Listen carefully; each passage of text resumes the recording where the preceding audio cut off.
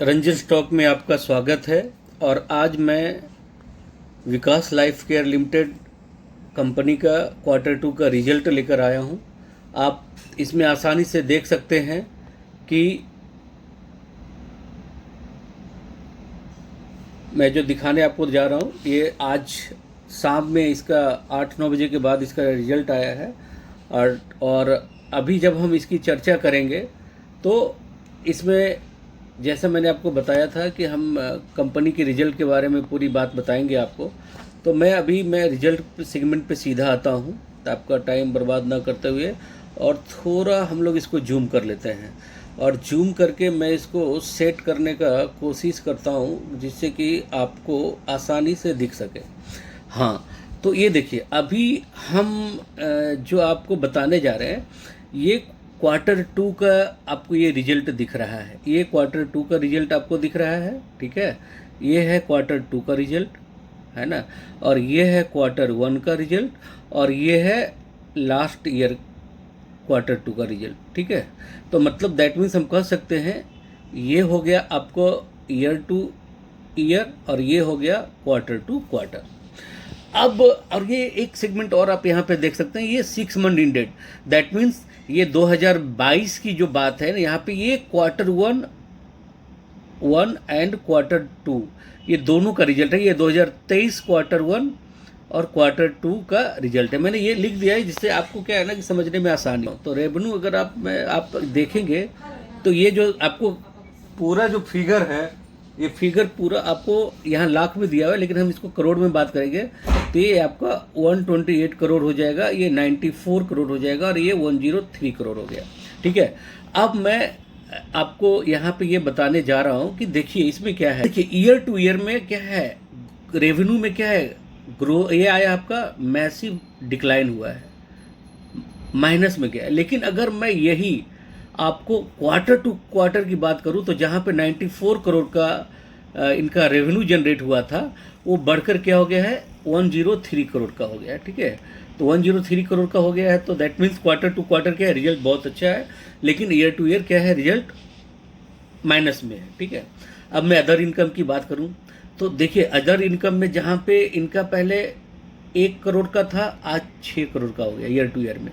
और सेम ऐसे ही मैं अगर बात करूं तो यहाँ पे जो 11 करोड़ का था लास्ट क्वार्टर में, यहाँ पे क्या हो गया है 6 करोड़ का हो गया है।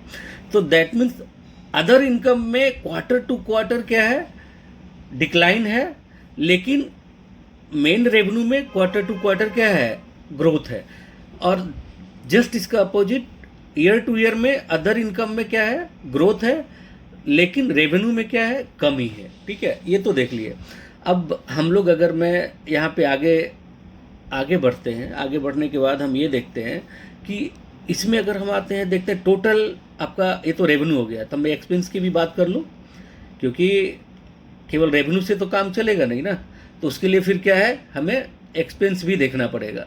और जब एक्सपेंस की बात करता हूँ तो अभी देखिए ईयर टू ईयर में क्या है, एक्सपेंस कितना इनका 124 करोड़ का है, लेकिन ये 103। तो दैट मीन्स हम कह सकते हैं कि एक्सपेंस पे इन्होंने बहुत ही कंट्रोल किया है। लेकिन Q2 में क्या है, इनका एक्सपेंस बढ़ा हुआ है ना।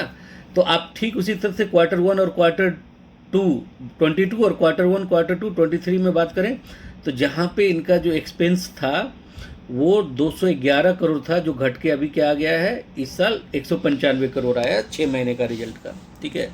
अब मैं इसके बाद टोटल प्रॉफिट की बात करूं बिफोर टैक्स, मतलब भाई प्रॉफिट इन्होंने कमाया है, तो प्रॉफिट कमाया है तो अभी पहले प्रॉफिट कितना हुआ, उसके बाद फिर टैक्स पे करेंगे तो जाके बाद में फिर इनका नेट प्रॉफिट आएगा।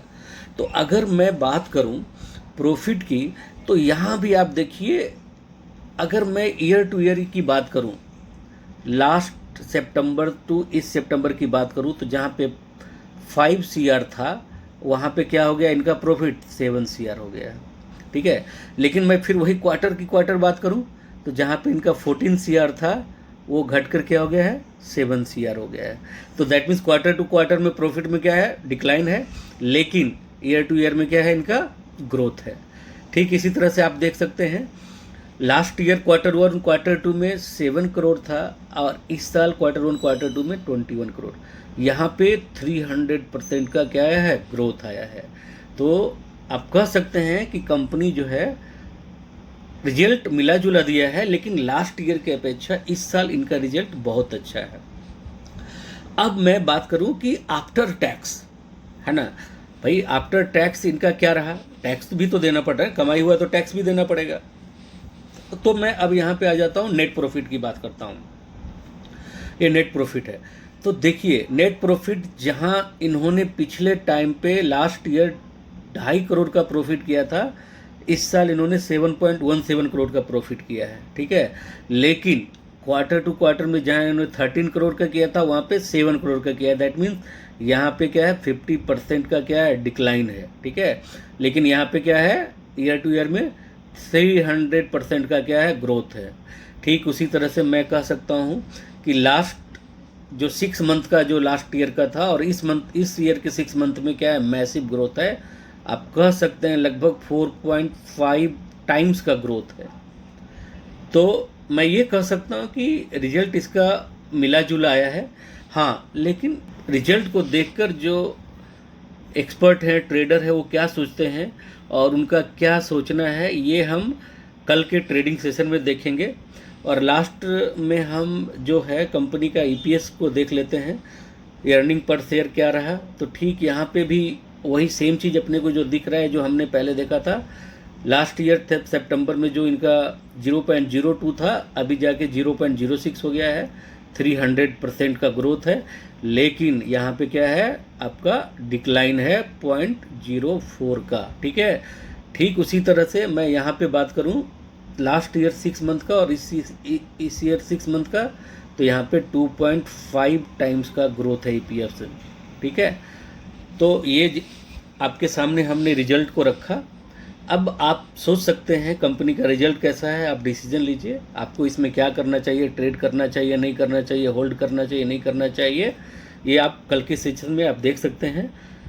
अब मैं इस वीडियो को यहीं ख़त्म करता हूँ, और अगर आपको ये वीडियो अच्छा लगा हो तो आप इस वीडियो को लाइक करें, सब्सक्राइब करें और शेयर करें।